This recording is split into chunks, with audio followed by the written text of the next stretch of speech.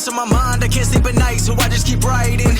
I don't need no help, I don't need opinions, so don't waste our time then. Killing the game and I gotta go ask anybody, they all heard about it. They know when the kid and he's spitting it, know when he getting it, bit and I get in my way. Got this, I like do whatever I say, cause I could go put you on blast. People been mad at me cause I don't follow them back. I'm laughing cause that is so whack. Why they all trying to act like they been bossing when really their boss has been bossing them up? Nobody ever been telling me what I would do when I keep in the cash, for the shit out of luck. I want it more, now I get what I wish. Upgrading now with some pants that I whip. Making 6 figures, don't talk about it. Money ain't shit, it's about how you think. Tired of people who making excuses, then they complain about losing. Tell me about what you been doing, tell me about how you been moving. You ain't got nothing to prove then. I did it all on my own, they looking like all of my clones. I don't be following trends, fuck all the popular clothes. You faking and everyone knows, I just be keeping it real. They thinking that I have to go sign a deal, but really the people just found an appeal. I'm in my own lane and I'm steering the wheel, ayy.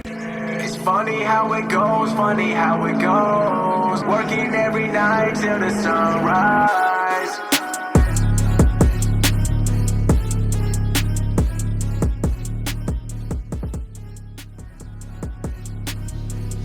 We're back for the season premiere. They pulled me back for 4. Back for 4. One of the longest. I'm back for after a long while. You are. Took a long break. We had the issues with episode 9 and 10. We got those fixed. Got those slotted in there. Episode 10 posted today. So go out to XCW's YouTube, check that out. And we're back again. And we're starting off with the heater. Now, there's been talks throughout the years of XCW about all the history, the fights, the politics, independent interference in XCW, the drama. Oh boy! So we're gonna start this off with a heater, and we're gonna get it all done. That way, we ain't gotta talk about the future. We go on to bigger and better things. But we're gonna kick it off with the simple one. Currently, XCW coming off the VCAs. And the controversial panel, which and the can't wait for people to see. And the controversial panel, which will also be posted here before too long, after edited. What do you think the state of the locker room is like with the year we've had in 2020? Actually, especially from the beginning of 2020, the end of 19 into 20, compared to now, morale's at an all-time high. I feel like we got a lot of things accomplished this year, and even though views suffered a little bit as compared to like 2017, we kind of fell off in 18 and 19, or 18, and then 19 kind of bounced, 20's kind of lower again. But other than the views being down a little bit, morale is at an all-time high. We have a lot of new faces in the locker room, a lot of new and hungry guys that are wanting to strive to get into a position that guys like myself and you and Genocide have been in the years past. Yeah. Like, as hungry as everybody is, and the resurgence of all these new faces in the locker room, there's more of a drive than there has been in the past few years, whereas the old-timers kind of been there, done that mentality, and there's guys seeking to get to that next level, and that's better. That's good for business. I completely agree. New guys getting that foot in the door. ACT, big season. Brogan O'Shea, obviously, huge, amazing season. And even guys like Hayden Vex, Deacon Storm, Blackheart, guys who are from other companies that have wrestled the same amount of years that you and I have, but now they're stepping foot into the next CW ring, and it's a resurgence. Like Hayden Vex will tell you, there's a resurgence for his career completely because he didn't go as Hayden Vex at another company. He didn't, so like everything is completely different for him. He's completely starting over from scratch, and he's made a hell of a career for himself, and he's only been here a year. Completely agree. Hayden Vex winning Extreme King and Money in the Bank same year. Huge rise, which reminiscent of yours truly from 2004. I don't think there's been a rise as fast since you. And we're going to kick it off with Sin. Pretty much my debut, not singles debut, but there is a show, Sin, from 2004. Fletch, good old Fletch back in the day, non-cussing Fletch. I know that's hard to believe, but Fletch didn't cuss back then. And we're going to talk about the match with you and Genocide for a second. Okay. Fletch coming out to See-Through Out of My Way, one of the most favorite songs you've ever had that I just fucking love. And I stopped using it because Zach Gowan started using it. and you had a match with Genocide, and it was a pretty chaotic match, so to speak. We're less professional back then, so it's a little bit more understandable. But people constantly interfering in your matches almost led to Chris Jones' career ending before it even started. Explain this. Well, things were a little more relaxed back then. And the relaxation didn't make for a very professional setting. Yeah. And that was okay then, because XCW was still getting their feet wet. It was the first season that was on camera. Actually, one of the very first shows ever produced on camera. We even sold like 3 tickets or something like that. Yeah, probably, yeah. But it was the first time that we really kind of branched out. We had the camera, with the big brother, the eye that never blinks. So this first time that we were testing the waters on that. It was the first time that we were trying to get our feet wet and get to that next level. And so there's a lot of people in the roster at the time that didn't take things seriously. They just wanted to hang out with their friends and to do their thing. And so we didn't have the camaraderie. We didn't have the production. We didn't have anything that we have now. And it was just a bunch of high school kids doing things they probably shouldn't be doing. And it's a completely different world now. A lot of interference in that world title match, constantly interfering, hitting Fletch or Genocide with the belt, mainly Genocide, but constantly hitting Genocide with the belt, and led to Fletch screaming. The next person interferes in the match, they even fire on the spot. No one attacked Genocide after that. Yeah, right. And we're going to branch off into May 14th, evening, 2004, which is a pretty big day. It was XCW's first ever rain show. Branching off from Sin, the end of the show ending with Cynical and Chris Jones shaking hands, which we know would lead to one of the biggest feuds in XCW history. Absolutely. And Power title being defended at May 14th. I believe I won. Yeah, there's only 3 matches on that card. 3 matches on the card. Psy-Core made his debut on that day. Psy-Core made his debut, coming out to Wake Up Paid on that card. DTC. We wrestled MILF Hunter, and then we had DTC. Dude, Shooting Star. On trampoline. Was it? Yeah, it was DTC and Cyrus. Yeah. Yeah. And, but that evening, Chris Jones wasn't really liked back then. I'm just going to be honest. I mean, we've spoken on it several times before. I was a douchebag. I was cocky. Thought I was the best. People have admitted throughout the years that I am the best, but we're not going to get to that. But I wasn't friends with Fletch. I wasn't friends with Cynical, even though, granted, I've known them both many, many years before that. There was a big argument later on that day.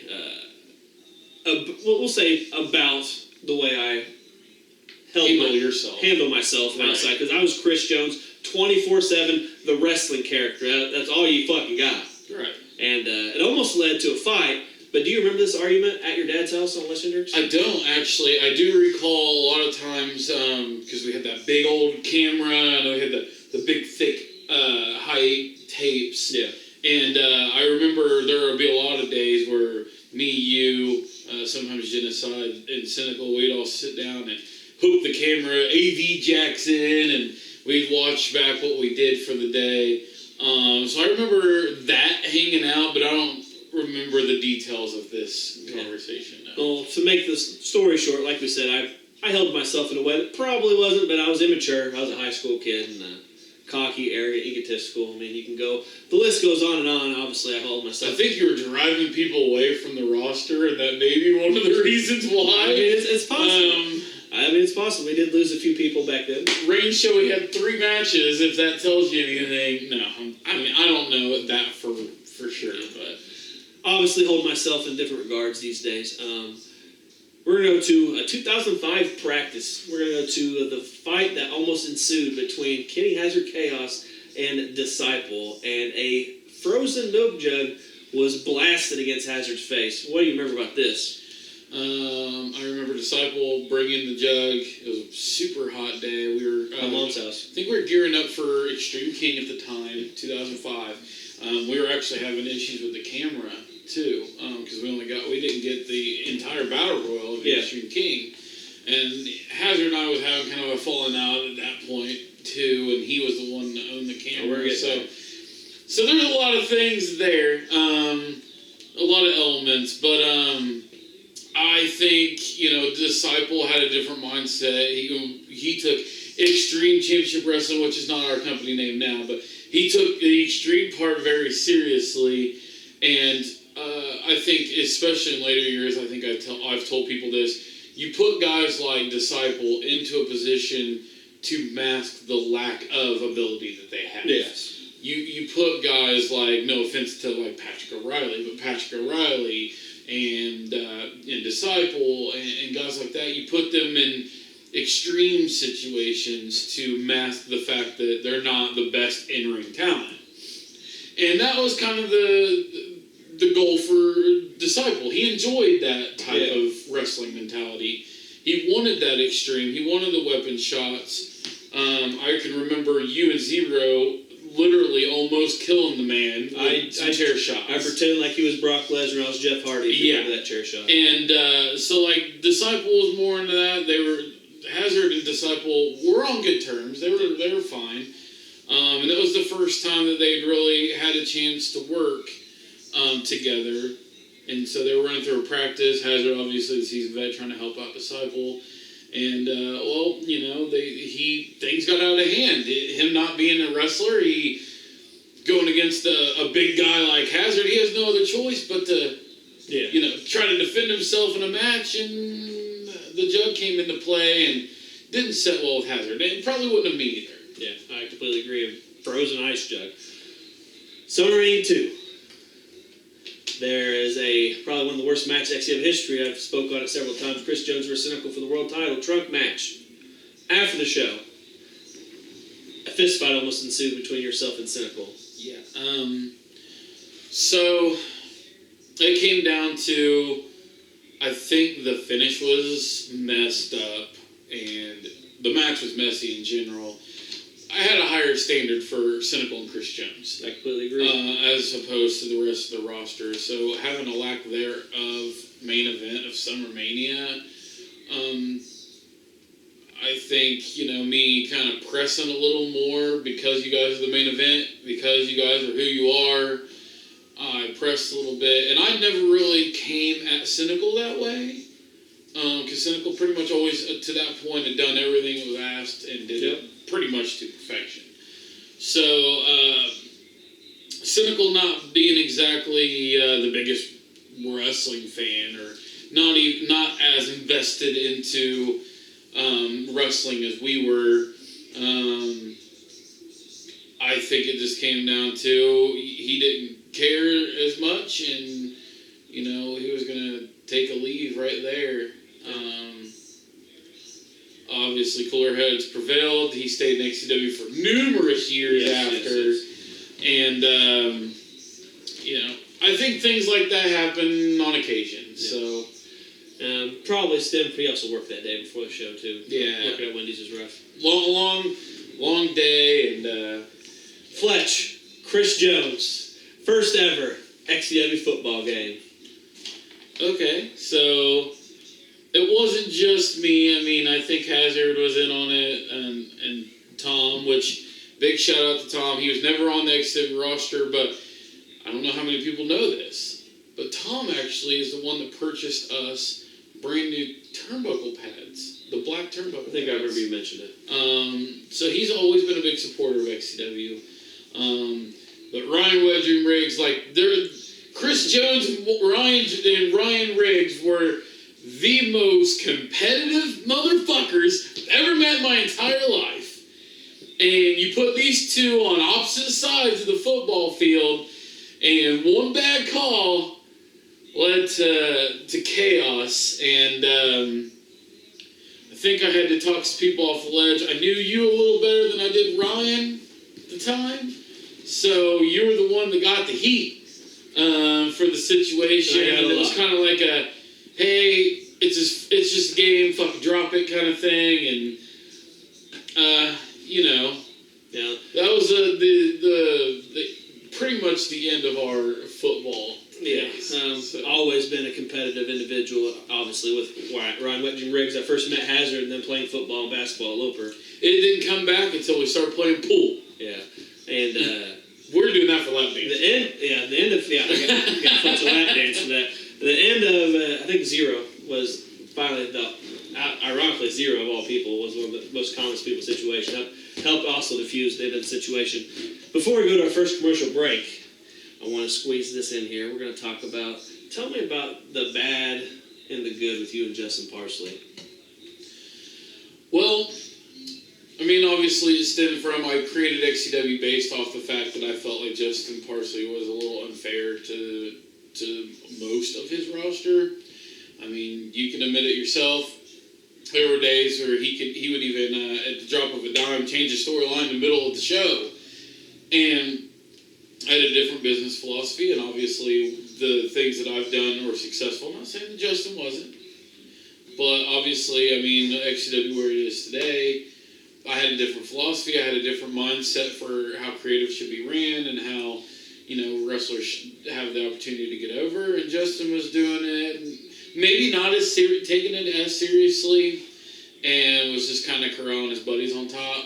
And obviously, some of the guys that were on top in the UIW and BYWE days they had no right to be on the top of the card. Flamer. No offense to Cody, but, come on. I agree. Flamer working the top. GPA. Gregory Preston Armstrong. Aaron X. These guys were so. Seminole Warrior, no offense, Josh. I love the guy. I think he's great. He should have never been a main event worker. And he was on top of UIW and BYWE, Seminole Warrior and UIW. I think he corralled his buddies and he picked favorites, and that was one thing that I wasn't keen on. And then here I am bringing in guys like DTC, and you gotta admit, even though DTC may have a bad rap, he was better than most of the people on the BYWE roster at the time. I agree. And I'm bringing in these guys, and their storylines are getting changed, and it was just a bad morale. And that's kind of the catalyst of how things started between Justin and I. Years later, obviously, he did the threat and all those things, which was a joke, but, obviously there's some sour grapes between him and the guys on the roster, because I think a lot of them were kind of singled out in that situation. I've reached out to Justin numerous times to work with XCW and us to get on the same page. He's got some wilding out ideas, and one way or another, they've never come to fruition. Nothing's ever panned out. Yeah. And unfortunately, Justin and I are on very good terms now. Yep. We still talk occasionally. On a working relationship, I just think we're on two different worlds, man. It's just, unfortunately, I don't know. You gotta see what the future holds, I guess. Yeah. Like I've always said, the door's open if Justin wants to work with us. And Justin, even up till last season, 2020 season, wanted to work in XCW, and we were trying to come up with a plan, and unfortunately, the other parties involved weren't as interested, so it didn't work out. All right, and with that, we're going to go to our first commercial break. More when we come back.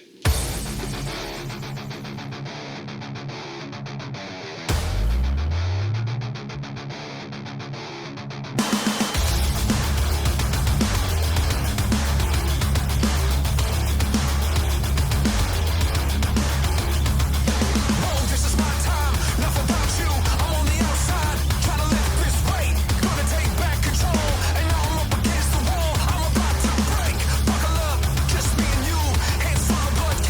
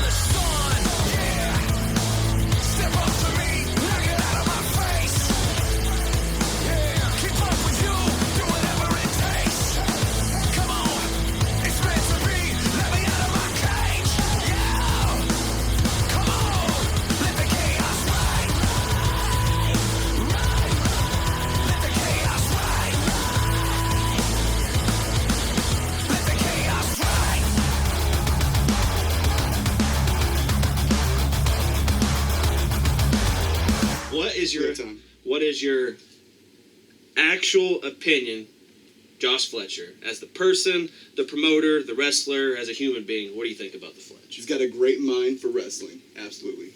You have a great mind for wrestling. One of the best minds I've ever seen. And I'm glad that he could pull off this tenure of holding this backyard company and seeing it go too close to like independence and dip back down and like all this shit that you've been through. Because I mean, he tried, right? Like, I mean, that's the fucking first effort. Like, you got to put yourself out there. He always does. He goes balls to the walls. I know that we've had our issues in the past, which is egos. And once we back down from that, and once we have sat down and came up with different plans and options and ideas and fed off of each other, I think that we're a pretty creative team. I think we would have got the job done. It just never panned out for time restraints or whatever. Once again, we're back. Piggybacking off the last topic was you and Justin Parsley. What was Fletch's opinion about the XCW guys wrestling UIW? Because there was I guess I'll call it kind of controversial storyline with, we'll say XCW and they, well, first off, me being the only XCW guy at the time, because Hazard went with me. We did the few shows that was all supposed to be. Hazard was done, and then it was still me, and then I got attacked by the UIW guys, and then Tommy and Corey Lee and some of the XCW guys came in. It was UIW versus XCW, and ultimately had UIW prevail in the end with me turning on the XCW guys. What was your opinion of this time? The biggest thing for me was that it was kind of behind my back a little. I think that if I been more in the loop, no, I probably wouldn't have participated. But for the fact that the XW likeness was being used on another show without my permission, you know, the Corey Lee and you know the characters and ideas of people that I come up with being used on someone else's show without my permission or without my involvement wasn't exactly flattering to me. I think, had maybe Justin come to me, or maybe, you know, Justin had you come to me and laid it out, it may have been a different story. It may not have. I may have been completely opposed from it there, too. Because of the relationship that Justin and I had, and that was 10 years ago. Yeah, that was awesome. So, I mean, you know, retrospect 2020, if you look at it now, like, it's completely different, you know, it's a completely different mindset. But back then, I mean, I didn't appreciate our name being used, and quite frankly, I was pissed. I mean, even when as far as using Papa Woody, and I mean, eventually, like, Brandon Hawes would go in as Casey Too Crazy, and they kind of changed up some people's gimmicks, but Stephen Reigns and all these guys are going to work there, and it's like, those were an XCW creation, and I think things should have been handled differently. Can agree. And some of it was a knock to us, in my opinion. I mean, Justin running around in Joker makeup, like, I don't know what that was, to be honest. I just know what I was doing. Corey Lee and Ox. Pretty heated situation. Don't remember the show, but it was back when I was living on Morristown. 2015. Back when I was living on Morristown Road, 2015. Explain the situation. So, one way or another, something happened. Ox Caden came in that day upset Bad to begin with. I think and this is actually one of the reasons why we do double-up shows now instead of doing opposite weekends. Yeah. Something had happened, a show had gotten canceled, weather probably the cause. So we rescheduled the show for an opposite week than our normal weekend. So we were doing, instead of doing a double up in one day, we were doing back-to-back weeks. And he showed up, he had something planned with the girl he was with at the time, and she had kids, and like, so, you know, he's asking, hey, can I come in and do my shit and leave? And, you know, I was like, hey, like, you're in a major spot. He was just coming off of the big storyline with you and loyalty and all those things. And I'm like, man, you're in a main event level now. I'll do the best I can. And so, I was like, well, you know, Andy was like, Corey was like, let's go ahead and shoot promos early. Okay, let's do that. get Ox's out of the way. We'll shoot his match first. He can go since he's throwing a baby fit, and so we'll go from there. So I think Ox's story would involve Emily, who is the on-screen general manager. Yep. So they were off in the garage part. I think Corey was actually supposed to be filming the promo. And he was just being totally disrespectful towards the company and the fact that he was giving up his personal time. And I was like, listen, man, like, I actually had a cool head. And I'm like, listen, which is man. surprising. Listen, man, I was like, no one's forcing you to be here. Yep. If you don't want to do this anymore, you don't have to. And he's like, no, it's not that I don't want to be here anymore, but you're going to hold it against me if I'm not here, in further shows, and I don't want to lose my opportunities, my push in future shows by me not being here today. And I was like, I understand. Shit happens. Roll with the punch. Everybody else is here.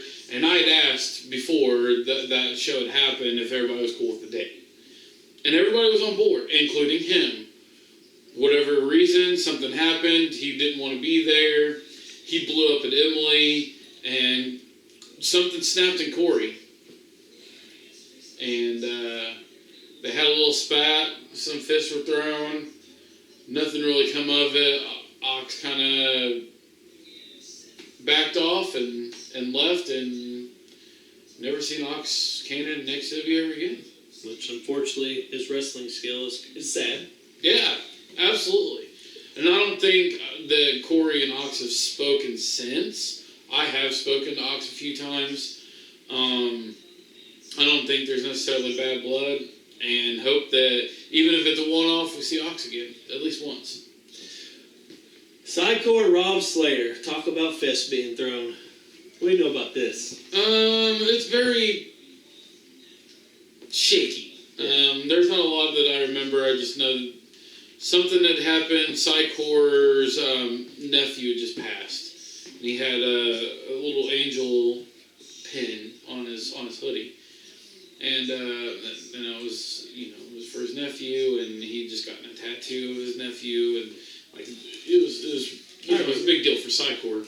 And I want to say that they were out there just kind of messing around, kind of play fighting. It was raining, it was muddy, and so they're out there doing their thing or whatever, just kind of messing around. And I think his pin came up missing. Rob Slater kind of took a cheap shot. Sidecore lost his cool, and ultimately that led to Rob Slater not really making an in-ring debut for XCW until 2007, and this happened at the Viewer's Choice 2004. Yeah, which I also would get into a little spat with Rob Slater, and get a little cheap slap in there on me, but it happens. We're all older, more mature now. I suppose. Maybe not Rob Slater. I don't know where he's at these days. Next one. You were not... I don't know if you were really present when this happened. We're going to talk about one more recent. We're going to talk about Halloween Havoc. Okay. Big Chris Jones return for Venom. Okay.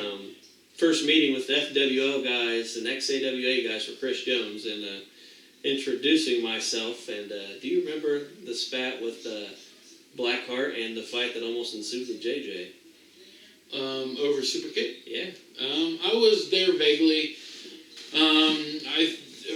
Common courtesy, if you're, back in the wrestling days, the pro wrestling days, jumping territory to territory, and, if you jump shit from a WCW, WWE, or whatever the case was, you'd be respectful. And if you're doing a Stone Cold Stunner in WCW and they hire you in WWE, you're not going to go to WWE and do a Stone Cold Stunner. Your top guy does it. Yeah.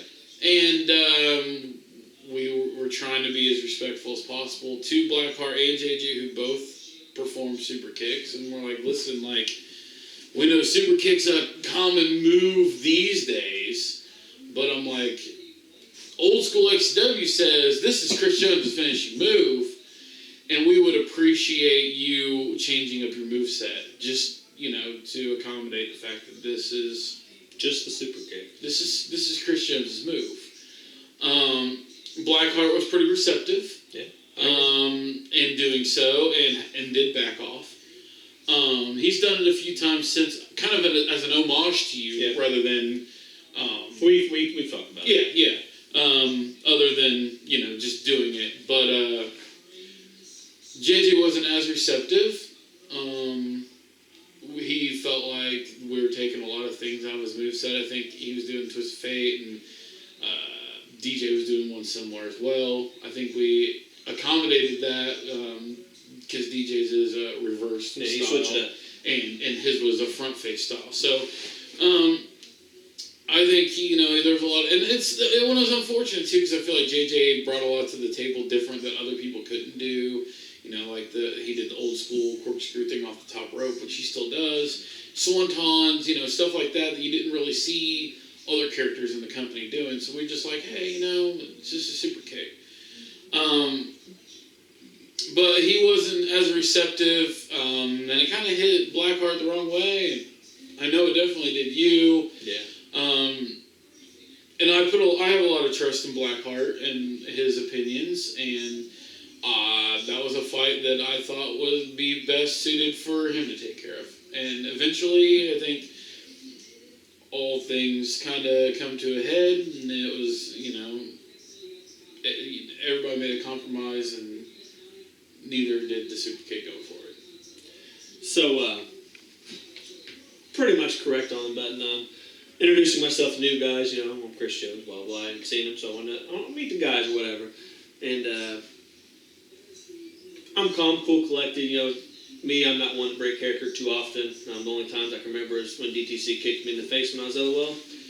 So it takes a lot to push my buttons. It takes a lot to push me over the edge. And, Blackheart, I came up and introduced myself, and I'm like, my name's Chris Jones, whatever, and he's like, yeah, I'm Blackheart. So you're the guy, that reason I can't do the fucking super kick. Didn't bother me too much, whatever, at first. I'm like, yeah, whatever. Just kind of a little respect thing or whatever. You're coming into XCW, I just appreciate it. And I think JJ had walked by or something, I don't know exactly. And he overheard the conversation. He's like, yo, I'm not going to stop doing the super kick at the time. And I got a little louder, projected myself to make sure they heard me clearly. I'm like, well, it's a respect thing. You're coming into a new company. There's thousands of wrestling moves. It's literally the only move. I don't care if you do the Rough Rider. I don't care if you do the Frosty Flow. I don't care if you do the French Tickler. I'm just asking you not to do the super kick. And Blackheart respected that, however. And me and Blackheart have a pretty good relationship now. He's been on the show, and we talk. Me and Blackheart talk frequently. Mm-hmm. And well, JJ wasn't as quite receptive. He's like, yeah, I still owe you payback. I'm going to super kick you when we wrestle. And obviously, we kind of had a little news like. I knew that at that point that I was going to wrestle JJ at Cold Day already. Mm-hmm. And he was saying he was going to super kick me whether I wanted it or not. And so I got heated, we got argued, and luckily we were separated, and like you said, cool heads prevailed, Blackheart handled it. And the situation feud died out. I haven't talked to JJ too much since then. I don't hold anything against him, and like I said, I have respect for Blackheart. Like I said, we talk, we work together pretty well. So we're going to go to Infidelity. I know you've been waiting for this one.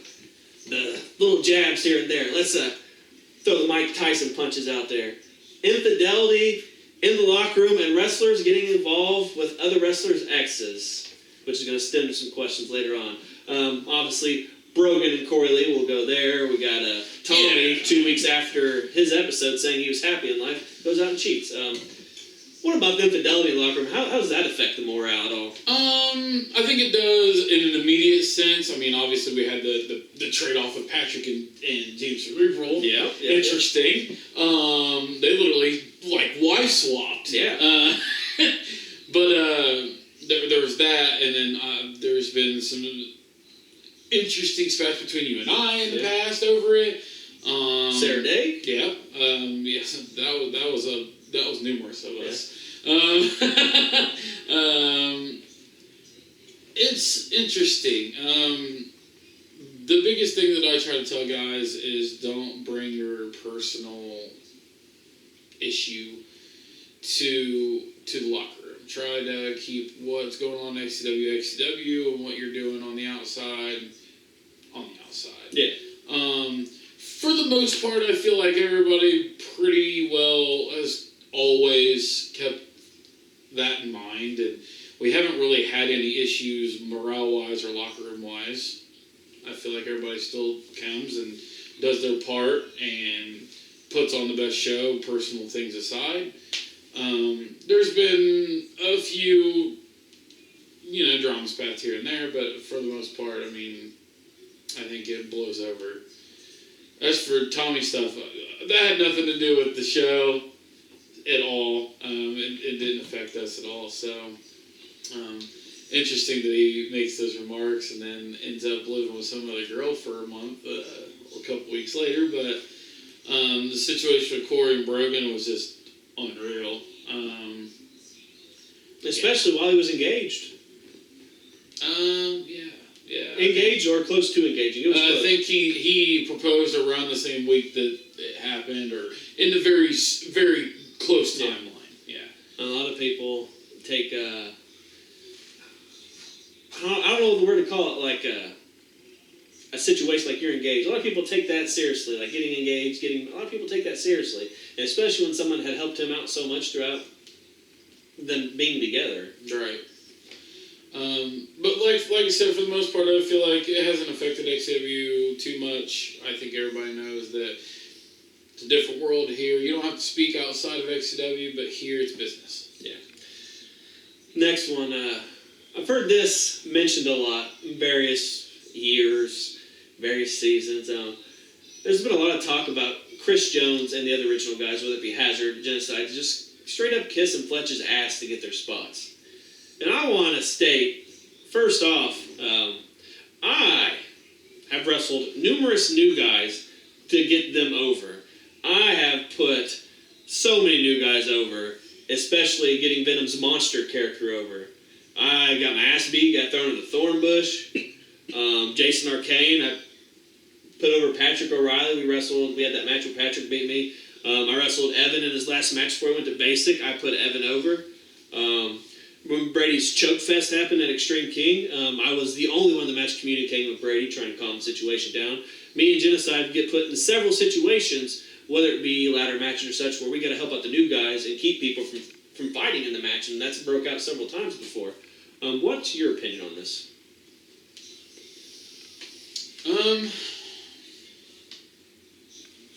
What's the exact question? The exact question is, do you believe that Chris Jones and the other core group kiss your ass to get their spots? No, I think a lot of it's earned. Like, of course, there's a running joke. Oh, gotta suck Fletch's dick this week, get it on top. And it's completely not true. I prided XCW off, branching off of Justin as being able to give everybody an opportunity. And, I mean, you gotta admit, throughout the years of XCW, there's been people who have gotten championships and opportunities that didn't deserve it. Nemesis, Max Destruction. Yeah, I mean, Nemesis was a former XCW Tag Team Champion. So, with Max Destruction, of all people. I feel like a lot of people underestimate that.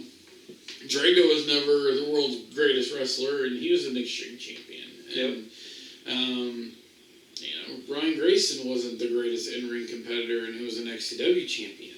I agree. Yeah, I mean... Gerke wasn't good either. Yeah, Steven Reigns wasn't, the greatest. Milf Hunter has gotten an opportunity after opportunity. I feel like, nobody necessarily kisses my ass. I don't even think of there being an inner circle. There's an original group of guys, myself and you and Genocide and Hazard, that really set the tone for what XCW was going to be in the future. I don't think we necessarily kissed each other's ass. We were a core group. We were a tighter fringe group than maybe some of the other guys on the outside, the DTCs and the Corey Lees of the world, but... and a guy that you can put in a spot that you need. That you can depend on. I mean, it's also a matter of, I wasn't going to give a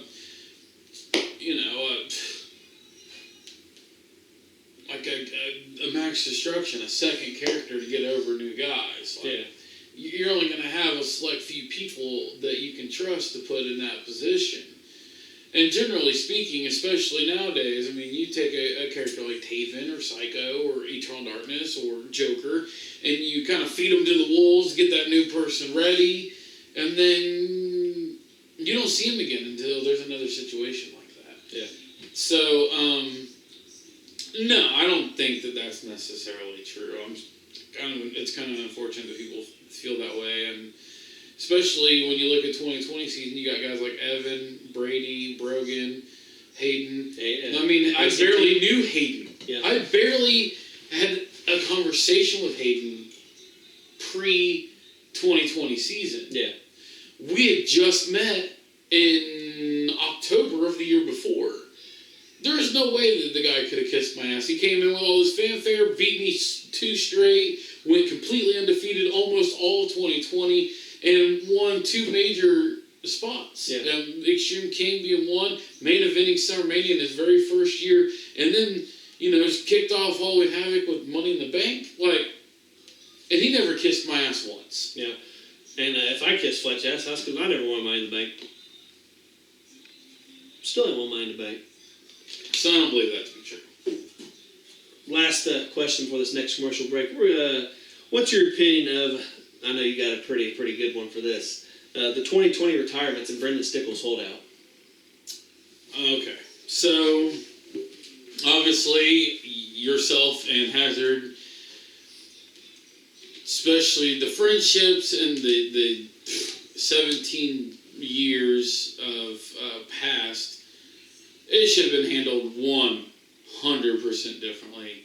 Especially in a situation where Hazard downplayed you on your own show about how you had left the company and how, it was kind of wrong. He pretty much called you out on right here on this very set.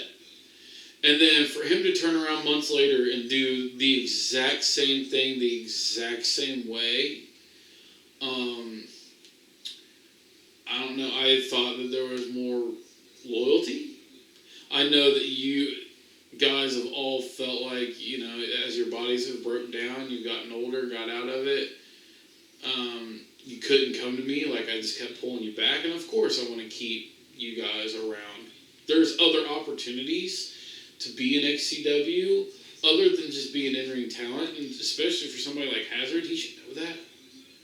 And I know that he was pulled off twice to take different roles in the company, and he eventually ended back up in the situation. But, you get the itch and you want to do something. There's new guys, there's new scenarios, there's new ways that you can get yourself out there, get your character out there. And so, so you know how that is, you know what that feels like. And so, I know that, if it really came down to it and Hazard was just like, listen, my body can't hold up and I can't do it, we would have found another role. The same with Cypor. Hey, I don't know if my body can necessarily do this, but I want to be a part of it. And I brought him back as a GM, and he'd work the occasional 4 or 5, handful of matches a year. He'd work the first show of the year, like a cold day or a midwinter. He'd work Extreme King, a SummerMania, and a Halloween Havoc, and that's it. That was his calendar year. The rest he spent shooting 1 or 2 promos per episode, and we went on our way. And that opportunity would have been available to you guys as well. So things should have been handled differently. I feel like you guys treat it like I'm not approachable, and that's not fair, because I am. Of course, I'm going to try to talk you off the ledge, but when it comes right down to it, I've always done what was, I didn't want Cynical to go. I tried to talk him off the ledge numerous times, but eventually you have to accept this is the situation and go. As for Brendan, I have my doubts. I know that he's had this injury over the years, and he's got his issues, and it took him out of the ring one other time. But I feel like he comes in, he kind of gets the things that he wants out of what he's doing, and then once he feels accomplished enough, and he's not, sold on what's next or, anything like that, he just kind of wants out. This has happened 3 or 4 times in his career. And, you know, he took a job. He said that a lot of his, he's got a degenerative disease. You said, hey, a lot of places won't hire me because of this condition. And to be completely honest, I don't think I've ever filled out a job application that's asked me if I had an autoimmune disease, ever. And part of me is like, is it an excuse or is it legit? And I know that with Emily's job that she had, that, you know, they asked that and he'd applied there, and that may be true, but he applied where my job was, and that's never been brought up ever. I feel like maybe there's a little burnout, and he's used it as an excuse, and then no one in 18 years has ever held us up creatively like he did. And I lost a big chunk of respect for him. I mean, this is somebody I spent the last 2 or 3 years with. Yep. Going to all over the world with Louisiana and New York, and I spent numerous days and hours and time with him, and we sat down and wrote, and I just feel like, especially for, you know, the people that we're speaking on, mostly all being part of the creative this year, seeing the things that you have to go through to make these things happen, there would have been a little more respect on, you know, creative, especially in Brendan's situation where we had creative already written. He wanted to do it a different way, and he knew that it would purposely screw Corey Lee in this storyline going that route. And unfortunately, yeah, it's a little disheartening. I mean, it makes me personally feel like sometimes you just can't trust people closest. With that heater right there, we'll go to our second commercial break, and we're going to run to the end when we come back. How do you think the VCAs are going to go this year, Fletch? Well, after all the hard work I put in today, I really hope that it goes off without a hitch. I've been up and working on this show since 9 a.m. I've probably gained a few gray hairs already today, and I'm hoping that everything goes as planned. Excellent. Over my dead body, these stars will let you know it's over. XCW Showtime. A look behind the curtain at this year's XCW Viewers' Choice Awards 2020. Coming soon to XC Wrestling 1. Okay, guys, some tough news today. Well, if I can hear it, I'll let you know. You see, I started in XCW whenever I was just 6, 7 years old, and I got my start in the Cruiserweight division. And there's a lot of individual people that I could think to that, but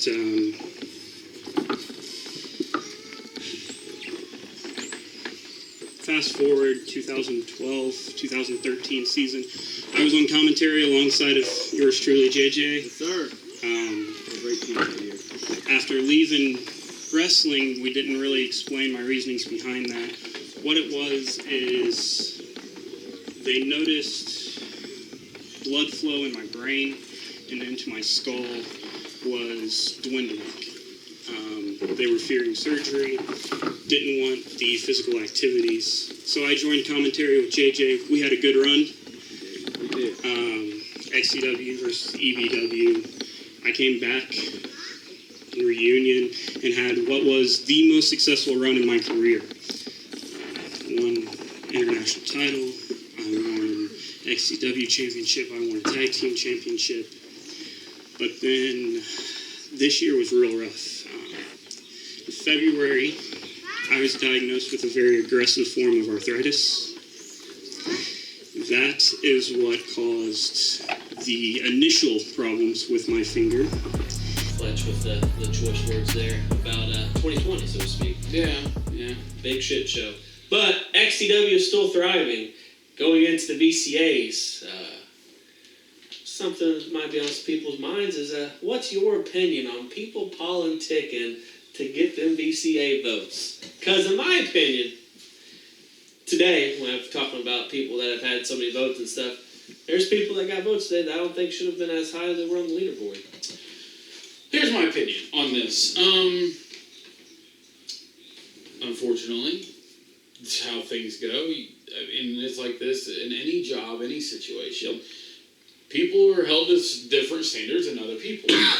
Obviously, in wrestling, vets are going to be held to a higher standard. They're going to be looked at in a different way than a lower card or, a first-year rookie vet or rookie wrestler. So as a vet, you should obviously, and I feel like you may have even had an issue other than the mask character, but your Christian persona, you even had a choice words for, I need you to put so-and-so over as Chris Jones. I don't know if that works for me, And I get it, you got to maintain, but that's our goal, as especially at this point in our careers, 19, 20 years in. You got to get over those new guys. Those new guys are the ones that's going to continue XCW, where we're not going to. Yeah. And so people who are politicking, who have been here for a good number of years, to get those votes. Okay, I'm not saying that you shouldn't go out and perform to the best of your ability. You should be politicking, to be honest. You have an entire 20-show calendar year to prove your worth. Yeah. You shouldn't wait until November or December trying to push people to get your number. Back that up all year. And I'm not saying that necessarily the people that are doing that didn't deserve what they're politicking for. That's not up to me to decide. I'm not a one-man vote saying that that's who the XCW champion of the year is, or this shocking moment of the year is. This is all across the board. We had over 50 votes this year. Probably one of the most in viewer's choice history. We had people I've never met in my entire life message me on Facebook asking how they can vote. And I'm sending them those votes. They're voting, sending them back to me, and I'm just taking their opinions. Right or wrong, if I agree or disagree, I took their votes, just like I did anyone else's on the roster. If that person actually thought that person should have been the superstar of the year, they actually think that person was the best, then that's the vote they got. If they thought that Grim Reaper, who wrestled one match on Ground Zero, was superstar of the year, that was their vote, and he was nominated, he got the vote. And so I think, you spend the entire year trying to have the best match. You spend all year trying to be the best XCW champion, or have the best storyline, or the best promos. That's what we do. That's how we make XCW thrive, rather. But to know that you are a vet, you spent all year trying to make sure that these guys got to the next level, and then if you would politic against them, that's wrong. I completely agree. This one probably not quite as a long one. Thoughts on setup and cleanup? Obviously, everybody should be held to the same standard. Everybody should put up and take down. Point blank. I do have some people that are going to be pulled away. Somebody's going to be cleaning up, taking stage down, taking ring down, and I'm going to periodically, okay, Corey Lee, you're a producer. So Corey, here's the camera. I need a promo shot with ACT and Brogan O'Shea. So he's going to go, okay, I need Brogan and ACT off the crew, shoot their promo. But once that promo's over, 2-3 minutes for a promo, right back to taking down. And I think whether you've been here a millennia or whether you've been here for 22 seconds, everyone who wants to be on this roster should be in the same scenario.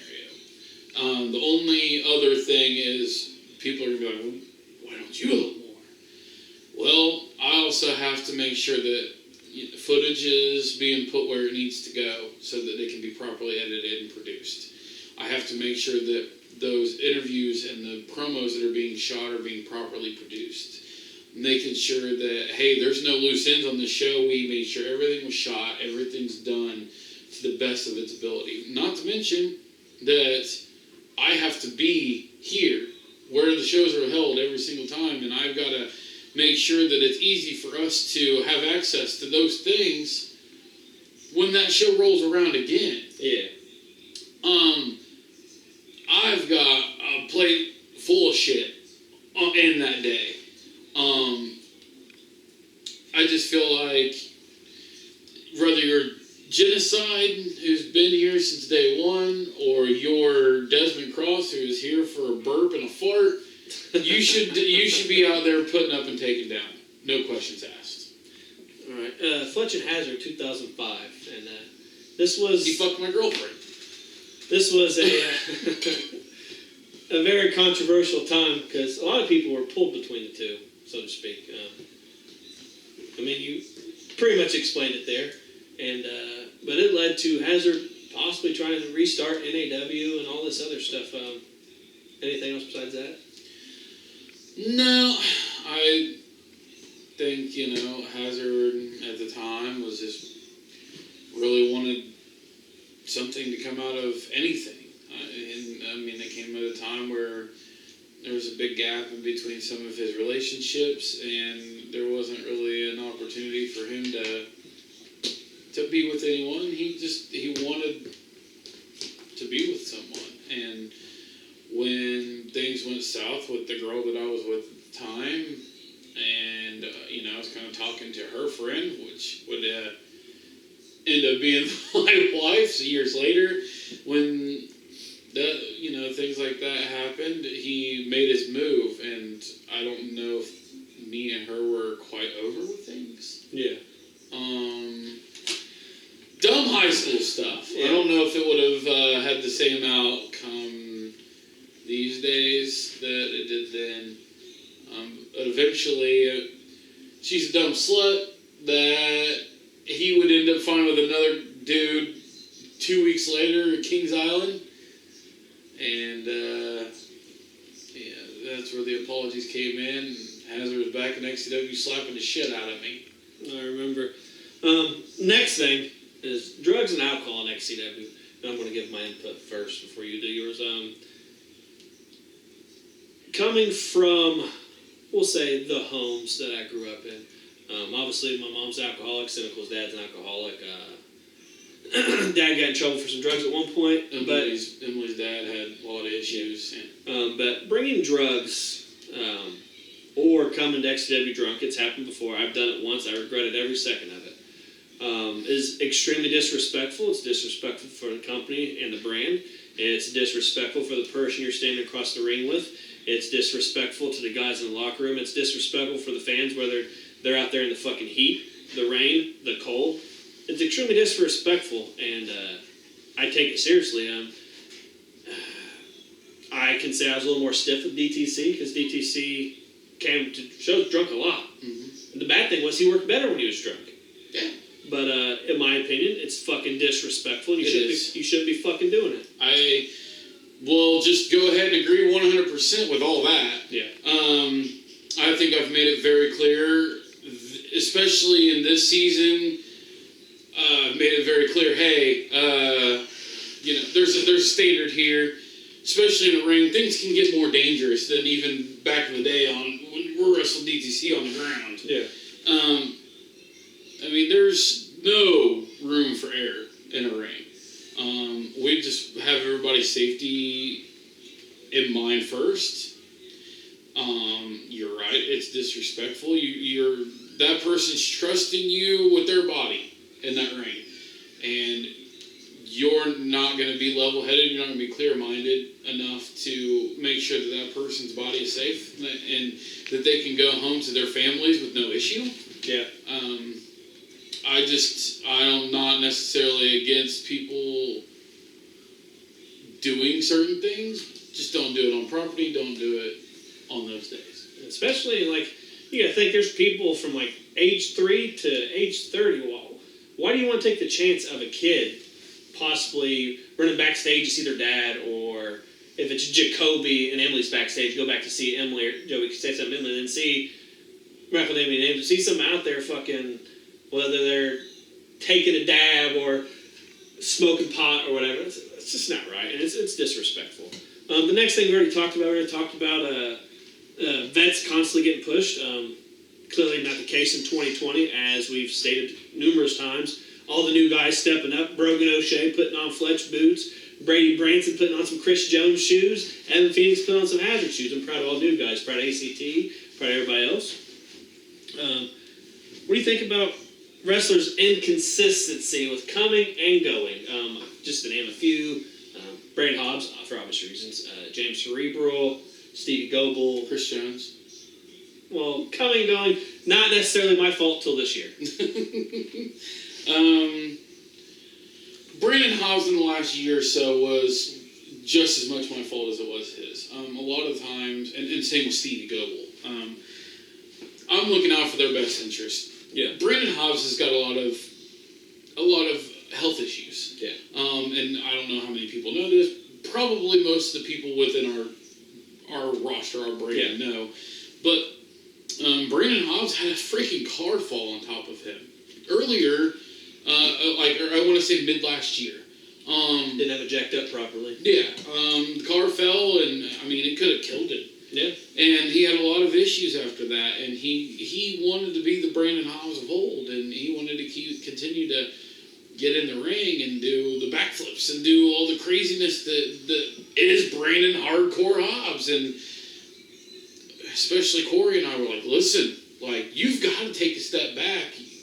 We're looking out for you, and the fact that you got to go home and take care of your 25 kids and you know, all these things. Like, so Brandon being in and out was just as much my fault as it was Brandon's, because there's times where Brandon wanted to participate, and I just chose that it was best for his safety that he did.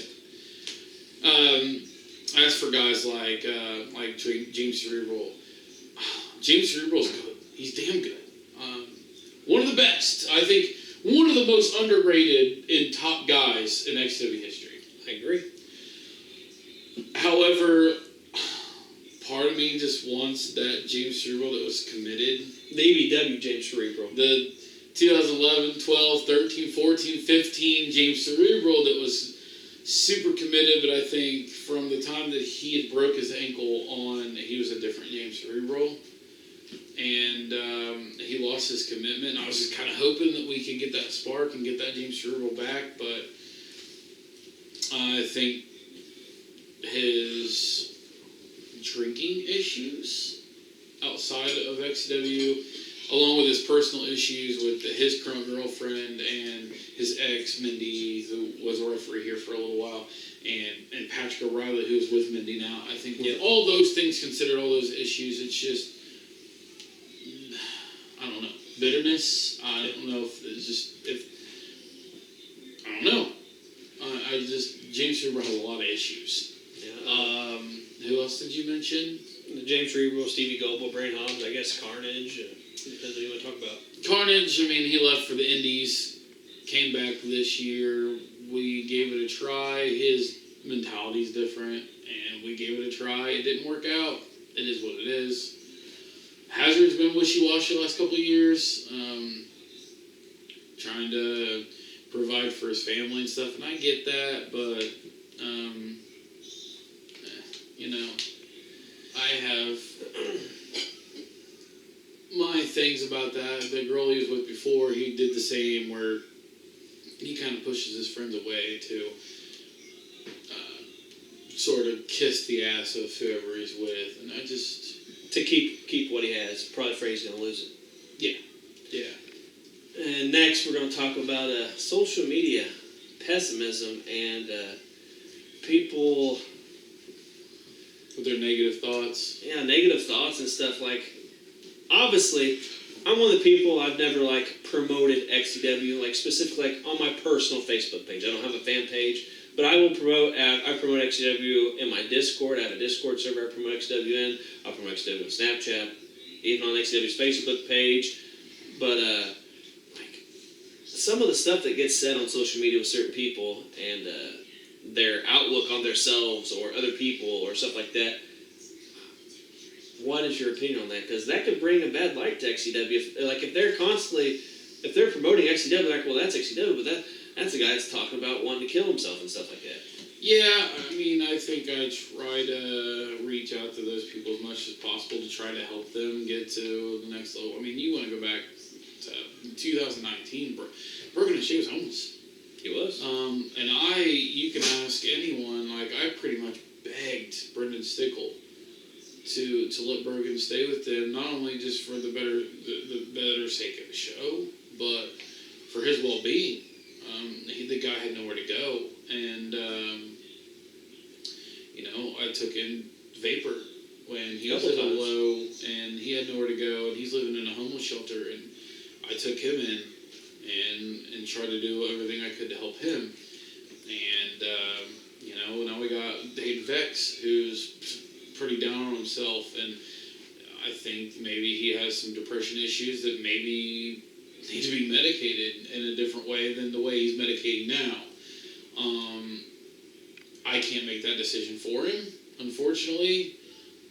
I hope that it doesn't eventually lead to a dismissal from XCW, but I've, even as of this recording last night, spoke to him about making some changes in his life, maybe moving away from his current situation and stuff like that. I'm hoping that it turns around. I think that it may have a negative light, but overall I feel like most people find their right path eventually, and the people that don't, like the James Cerebrals of the world, are not long for XCW and they don't stay. So, hopefully for the few that are pretty down on themselves now, like, hopefully those things get better, and if not, I have an unfortunate feeling they're going to end up in a situation like James Cerebral, where eventually their time will come to an end. Yeah. People like Vapor and stuff, not like the only people, like you've let me stay with you. Essentially, we practically lived with you at different times. I was at your house on Thanksgiving. I did my VCA votes at Thanksgiving. I will be here on Christmas. The food will be cold, but I'll be here on Christmas. So Fletch, helping hands are out there. He's got to accept it. Now, stuff that grinds me to the core. First off, quiet in 2004. Describe the independent wrestling interference we had in 2004, which wasn't quite so bad. I don't think it really kicked off until, I want to say, late 05, early 06 season. Of course, pro wrestlers' mentality is backyard wrestlers are ruining the business. They don't have any respect for the business. They're not properly trained. And I feel like backyard wrestling, or at least on our end, gets a bad rap. We did go get trained. Yep. They say, oh, well, your training wasn't complete. Like, that's their play now. Which is horseshit. There's guys that have competed in singles matches and battle royals and referees for numerous years that worked on these independents. And if we weren't the professionals that we're untrained morons and yard tards and all these names that we get used on us, I think if that were the case, then someone would have been severely hurt, or it would have run its course by now. But I feel like we're professional in how we handle ourselves. We don't go out of our way to badmouth them or to to hurt their brand. We don't mess with them. We don't mention them. I feel like there's a lot of times they'll get on social media and they bash us. Yeah. But never do you just randomly see Chris Jones pop up on Facebook bashing New Era Wrestling. It don't happen. I have no problems with any of the independent guys. And then you've got those same said guys from New Era on there bashing XCW about how they're not legit, they're this, that, a bunch of yard tards that never going to learn. And it's just like, I think the perception of backyard wrestling is negative. Yeah. You know, a bunch of untrained kids that don't know what the hell they're doing, just beating each other with stuff and jumping off of stuff and blah, blah, blah. And no, we've been there, done that. The fact that we have a professionally made ring with gear, you know, guys that have been in the ring and have the experience, and Blackheart was on the independents, and JJ's worked the independents, and then myself and Corey Lee and you and Hazard and Genocide, and like, we take our knowledge and we help those guys that are coming in, the Bradys and the ACTs and the Broken of the world. Like, that's what you do. That's what they did. A lot of those guys that are on there bashing us are the same guys that wrestled my front yard. Yeah, and we had interference in a match back in 2004 with Polaris, and one of my favorite independent people, Clifton Crunk. Clifton, rest his soul. Yep. But Polaris is WWE referee. Yeah. I was trained as a referee by Jason Ayers, who's currently a referee in WWE. Senior referee in WWE. Mm-hmm. And a producer backstage. He produces NXT and 205 Live. We've had numerous accounts of independent guys getting involved in the show, so to speak. And that piggybacks us to the next one, which is the one that really hurts my soul. And that is the independent interference and what led until the end. And I'll give my thoughts first real quick. It basically was a business deal. Yeah. For us to purchase a ring. They took that opportunity. They were starting out a brand new company. They literally only had one show under their belt at the time. Yeah. They took this opportunity to sell us a cheap ring and to come in, we'll help you set up, we'll do this. They come in, they use that opportunity to put a bug in everybody's ear about how we should give up the grass-stained wrestling to come to their promotion. And basically it was a ploy for every head that was in backyard wrestling to give them $500 for them to train. So not only was, the Corey Lees, Brandon Hobbs, and the Carnages of the world paying them $500 to train, but they're also out there selling their tickets for them, and they're also the ones that are having to pay tickets to get into their shows while producing their damn show. Myself and Corey Lee were having to pay for tickets to get our family, like our close family, like our kid and our wife, into the events, and I'm producing, and I'm producing Corey, who's running the cams, and, putting in all this work, and we're still having to pay for tickets. Paying $500 to train. And I think that it was a big money ploy on them. They were like, get these kids in, steal their money. That's an old wrestling vet's mentality. Well, this kid isn't worth the shit. He stinks to high hell, and he has dirt on the back of his neck, but we'll take his money. He'll probably never make it, but we'll take his money. It's the Carnage, and I tried to explain that to them. I know that he's happy with being a referee, and I was too. But that was not what Carnage's goal was going in. Yeah. Carnage wanted to be a competitor in the ring, and he busted his ass, and I don't care what they told him or what he thinks now, because he doesn't think that he's good. Carnage was good in the damn ring. He was good here, he was good there. They got his psyche to the point where he doesn't think that he can hold a caliber match.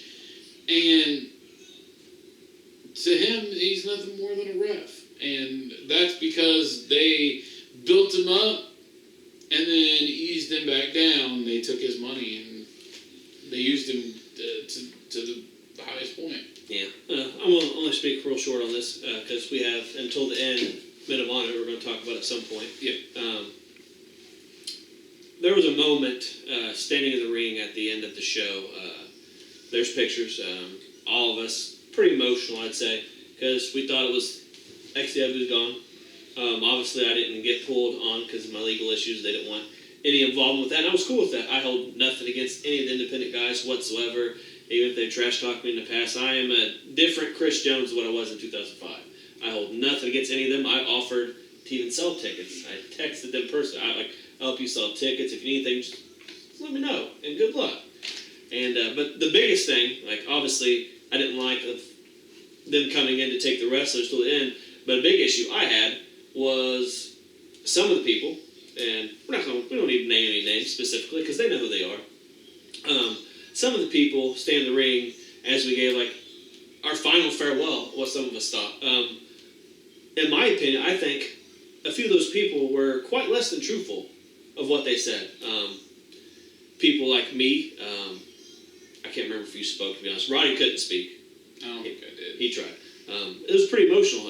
People like me, I spoke from the heart. I believe Carnage. I believe Carnage spoke from the heart. But there is a few people in there that I believe I took as a slap to the face and a knife in my back, specifically because I had nothing after XCW. It was just going to be, hey, how you doing, Fletch, whatever. Oh, you're probably busy with All-Star and stuff like that. I had nothing left after XCW, so I took it as a personal, we'll say a personal attack and a personal knife in my back that they did. I felt they spit in my face. I felt they spit in XCW's face after what we did because we had independent training. I was training in the owner of All-Star's his mom's backyard. I wrestled independent matches with people known as Dave Christ and Jake Christ now. They were Lotus and Crazy J back then. I done the same thing. I know Crazy J gave me a swanton one time. It knocked the window hell out. I mean, he beat the shit out of me. I had a match with what was his name? Jeremiah Revere. I think it was after the Amish dude. Mm-hmm. I know you don't care for him. No, he's a piece of shit. But I thanked him, and it was one of my favorite moments in independent wrestling. Even though it was short-lived, we warned those guys, and I felt they spit in my face. And to this day, it bothers me. And when we had the Men of Honor, I'm going to let it all out. So we'll get to that. Last question. No false finishes, about pulling, trying to get those strings. We're going into 2021. We're going to hot. Brogan O'Shea, Superstar of the Year. Brady Branson killing it this year. Absolutely. Evan, ACT, second. I'm just kidding. Corey Lee, sex with me. Everybody pulled together. And what are the plans for XCW's future? Whether it be match concepts, new guys, or any XCW returns? So we do have some returns. Obviously, I can't give anything away. We do have some surprises coming up in 2021 that I think are going to be mind-blowing. I have some tricks up my sleeve, some ideas. Can we have a little hint? A little hint? No. Ultimate X? No.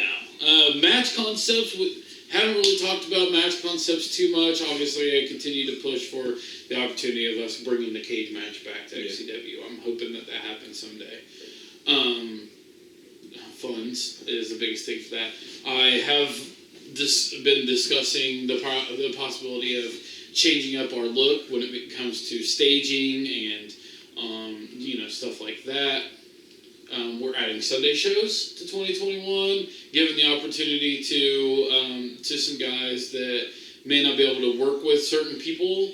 Gives them the opportunity to, such as like the dark matches, it gives them an opportunity, a different platform to go in on Sunday and might even open up the opportunity for guys like the Austin Chaoses of the world who maybe can't do an XCW full-time schedule. This opens up that opportunity for those people to come in and have their last stand in the ring. You never know. Yeah. There's some guys that just cannot do XCW because they can't do the specific day of our schedule, and they may be able to do those Sundays. So there's something. We're changing up. Okay. I'll give you this. Okay. Exclusive. We're changing up the New Age Championship in 2021. The New Age title debuted in 2011, kind of coming off of the failing Cruiserweight X Division Championship. We brought it in as a championship that was on the line all the time. You have to work your way up to the world title or to the international title. And we wanted a championship that would personify the new coming of the lower card guys, or the guys that, trying to elevate. And of course, you can't necessarily say the low card guys. We've held this championship, and it's taken on a life of its own. But that wasn't the perception when we brought it. Carnage was the first New Age champion, and this was literally Carnage's first or second match. Yeah. So that was the perception of the championship then, and it's kind of taken on a life of its own, and it's hard to keep that on the line all the time, no contender mentality. We've gone away from that, and now the New Age title is just another title. Yeah. In 2021, there's going to be a new innovative concept that's going to be added to the New Age Championship, and it's going to have certain rules, and these certain rules will ultimately lead to them having the opportunity to face off for a championship of a higher caliber. So instead of them being New Age champion and maybe being married to that championship, depending on what they do as champion, could lead to them being in a higher situation within a championship opportunity. So kind of, not quite exactly like winning Extreme King or something like that, but kind of a little bit. Yeah, it's gonna basically offer the opportunity to. It's kind of like a feast or fire situation. I like that. Where of course you're not gonna be fired if you lose the championship or anything. It's not like that, but you use that as an ability to cash in for something, almost like a Money in the Bank kind of. Yeah. Or they were doing the thing with the X Division title, where you won the X Division title, you could give up the title to go for the TNA title. Yeah. So it's going to be something similar to that. There's more to this concept than just that, but the little snippet I can give you is that with this concept, it's going to give them the opportunity to face off for a bigger opportunity. I guess I should have wiped my ass on that New Age title back in the day. Then you heard it first. We got a snippet of an exclusive, and now that's going to be all for. It's going to be a new championship too. Another. The whole design of the New Age Championship is going to change. It's going to be a completely different championship. I hope. Still the same name, but it's going to have a different presentation and a different look. Oh, I bet ACT's jumping in his fucking knickers right now. Wow. Big announcement. New Age title. New rules coming. 2021. First exclusive here on No False Finish. And that's all for this episode. Join us next time. We have none other than the Irishman, the Rambler, Brogan O'Shea. Too many thoughts in my mind, I can't sleep at night, so I just keep writing. I don't need no help, I don't need opinions, so don't waste our time then. Killing the game and I gotta go ask anybody, they all heard about it. They know when the kid and he's spitting it, know when he getting it, better and I get in my way. Got this, I like do whatever I say, cause I could go put you on blast. People been mad at me cause I don't follow them back. I'm laughing cause that is so whack. Why they all trying to act like they been bossing when really their bosses been bossing them up? Nobody ever been telling me what I would do when I keep in the cash, right the shit out of luck. Ayy. It's funny how it goes, funny how it goes. Talking about shit they don't even know. Why they tryna tell me about what I should do? They don't know about the shit I've been through. It ain't what it seems, it ain't what it seems. Been 4 years, I've been chasing dreams. This ain't overnight, this ain't overnight. Working every night till the sunrise.